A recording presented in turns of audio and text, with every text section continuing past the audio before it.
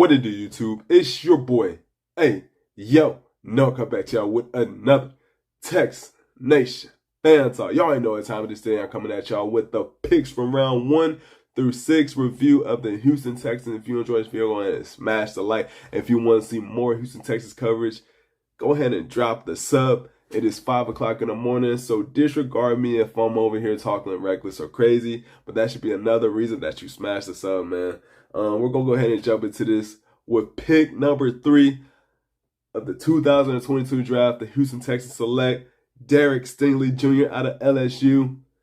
Former players, you know, they're already saying this man could be lockdown city. Guys like Patrick Peterson, Richard Sherman, even Jamar Chase.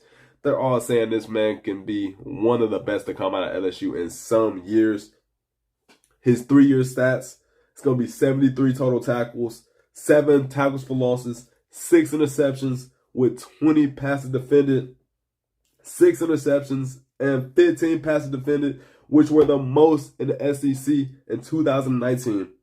He's the highest graded cornerback in the SEC in PFF history, with a 90.2 grade over guys like Trayvon Diggs, Patrick Surtain, and Eric Stokes. If this guy can stay healthy, you're getting a lockdown cornerback. Houston Texans have been looking for a lockdown cornerback for years. We already know guys like Jonathan Joseph, Kareem Jackson, the list goes on, really weren't getting it done for us. It's time that the Houston Texans really found their guy that can just lock up that side of the field. Even Lovie Smith said we can't play the type of football that we want to play on defense unless we get a lockdown cornerback. I feel like the Houston Texans got that guy. He ran a 4.640, so, you know, speedy wide receivers aren't going to be, you know, they aren't going to be a thing that's a problem for us anymore. Let's go ahead and jump into the second round pick. It's going to be 15th because we jumped from 13. And we got Kenyon Green out of Texas A&M, left guard specialist, run blocking specialist, pass blocking specialist, however you want to say it. In 2020, he didn't allow a single sack in over 300 snap attempts. Since 2020, he has an 80.8 PFF grade out of guards, which is first. He has an 80.4 blocking grade, which is first also. And he's only allowed 1 sack and over 700 snap attempts.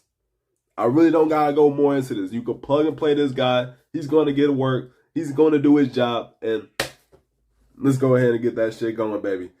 Second round, the Houston Texans select Jalen Petrie, pick 37 out of Baylor. Guys are already saying he's a younger version of the Honey Badger. Can do it in, out, back, quarterback, safety, slide, whatever you want to say. This guy is a slicing, a salad, assassin, whatever I just said, man. This guy is going to get some work.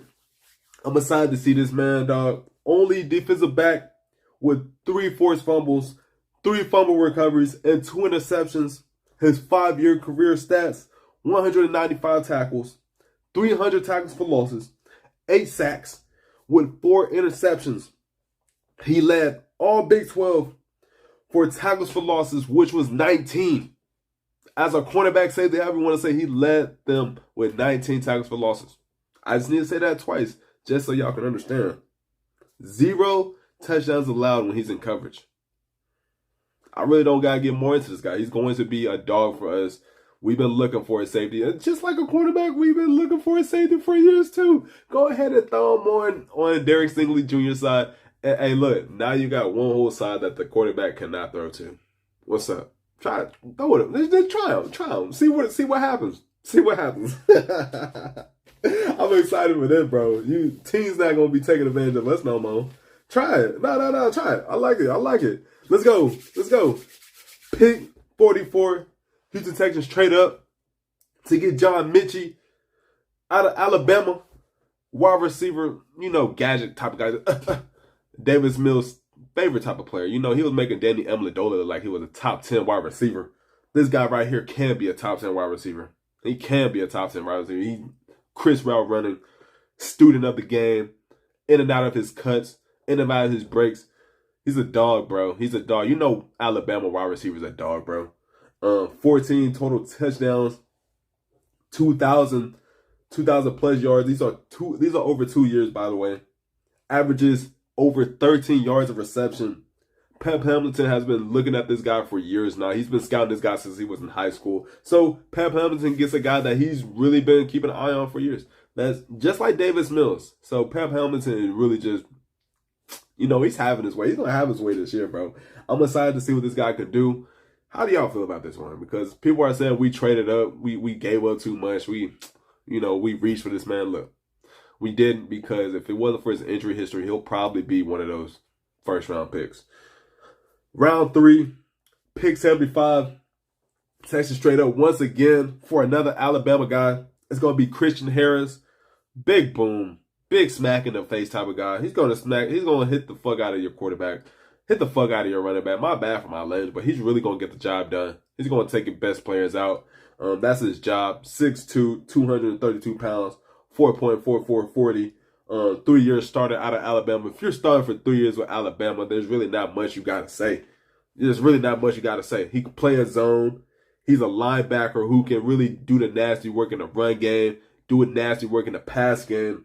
The one thing that he really needs to start getting better at is not second-guessing himself. He knows what's going on. He just second-guesses himself too much, so he tends to play a little bit slower than what he can. He plays a little slower than he can. But look, once he learns, once he sits behind Kamu Grugier-Hill, Christian Kirksey, he's really going, he's going to be a student of the game. And you have Lovie Smith, who really just excels at getting his linebackers ready for the game. Oh, yeah, he's going to be nice. Oh, yeah. Lovie Smith is going to have a ball with this guy. This is a Lovie Smith type move right here. To be honest, this is a Lovie Smith type move. Round 4, pick 107, Dameon Pierce out of Florida. I've been shouting this dude out for some weeks now, months, however you want. I think it's been like 2 months. I've been saying, hey, bro, go ahead and get Dameon Pierce. We don't got to spend a hot second on Isaiah Spiller or a Kenneth Walker or any of those dudes. We don't really need to spend no high draft pick on them. Dude's gonna fall right to our lap. And what do we get? We get a guy who I feel is a younger Frank Gore and is a young Mark Ingram. He's going to do the nasty work. He's going to hit your linebacker, whoever is in front of him, in the mouth. And he's going to keep getting up and getting up and getting up. As the game goes on, he's going to get tougher and tougher and tougher. I'm excited to see what this guy can do. His 4-year stats. He doesn't have a lot of trail in the tires, so that is good. So now he's coming in fresh and more hungry because he didn't get that type of love in college. 329 rushing attempts, 1,800 yards, 23 total touchdowns, 45 receptions with 422 yards. Texas been looking for a running back for some years now. It's been some years, and this guy might be the way. We might have a 3-headed monster: Marlon Mack, Rex Burkhead, and Dameon Pierce. Let's see how this goes. And he is the highest graded running back in 2021 with a 92 grade. And also, he led all running backs with a 93.5 grade. So, yes, this guy can get it done. Round 5, pick 150. It's going to be Thomas Booker out of Stanford. 6'3", 304 pounds. 4-year starter. So, he's smart. He's dependable. He's strong. He could do this and that. The one thing about this guy, he's not consistent enough. I will say that right now. He's not consistent. He has all the makings. Excuse me, guys. Excuse me. He has all the makings to be a true defensive tackle wherever you want to put him on the defensive line. Maybe not so much at those, but he can really get it done. He can get it done. I like this guy. I like this pick. I'm really not going to elaborate too much about it because it is a 5th-round pick. It is a boom or a bust. The rewards are really high with this guy. If you can really get the most out of him, you're getting a really fine starter, bro.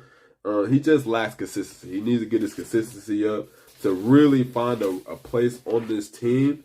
And really, I think he can beat out Ross Blacklock. That's my personal opinion. Round 5, pick 170, 6'6", 240 pounds. Tegan Quitoriano out of Oregon State. He's a run blocking tight end. He's the guy that we've been searching for, because Pharaoh Brown, he just couldn't block. He couldn't block for shit. Run blocker, pass blocker, whatever you want to call this guy, he's going to get it done.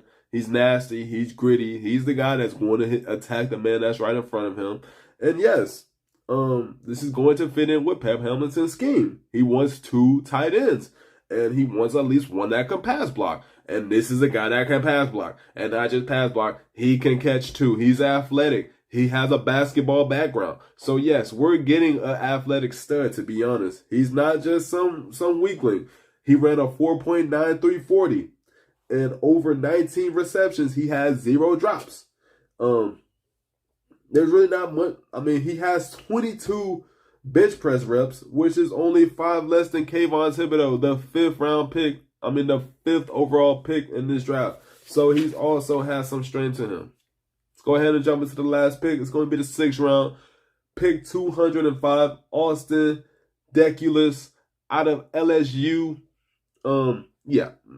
This guy, he's a right tackle, right guard, whatever you want to say. He's going to be on that right side. I think he's honestly going to fight.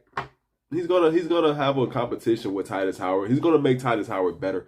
Because if Titus Howard isn't the best right tackle he could be, this guy is going to take his job. If you made it to this position, remember Austin Deculus, because he might take Titus Howard's spot.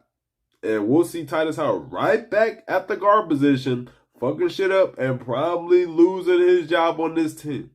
I will just say that now. I really don't have to elaborate much because it's already going around 11 minutes. And if you made it this far, you're a real ass motherfucker. I appreciate you. Go Texans. I'm not really going to waste too much on these, on the last couple of picks because it's the 5th round, 6th round. It's really a boom or a bust type of pick. It's really up to them to really get a spot on this team. And really, last year, we seen the 6th round, 5th round picks really turn into something. So really, they could turn into something really nice. We'll see what happens. Like I said, it's boom or bust because those players from last year can still bust. We don't really know. But it's your Noah.